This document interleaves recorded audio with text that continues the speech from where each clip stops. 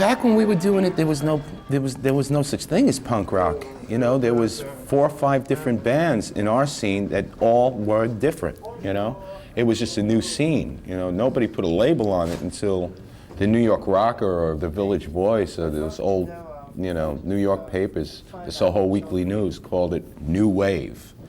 You know.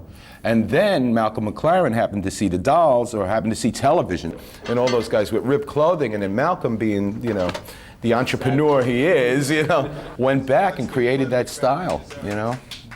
So I don't think we were on the back of any of that. I think we just were around at the right time, doing things at the right time, but we were so different than the Ramones, and the Ramones and us were so different than Talking Heads, and we were also different than Patty and television, that it was just a unique scene, you know, of different type of eclectic acts. And I think of all those acts within ourselves, we were the most eclectic. We were the ones who, you know, did all different forms of music.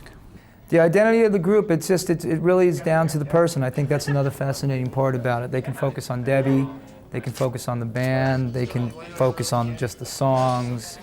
They can focus on the fact that it's a very image-conscious band. Other people think it's a disco band. Some people think we're a punk rock band. You know, so that's all good. The thing to do is to avoid being labeled in general. I think I'm not particularly fond of labels. No one wants to be labeled. Playing the old songs, I have a sort of personal nostalgia for them, and I get really emotional on stage and real, you know, teary and stuff. It's great, actually. I'm kind of liking that because it's just sort of letting myself go with this stuff, where I think I was a little rigid and sort of fighting against it.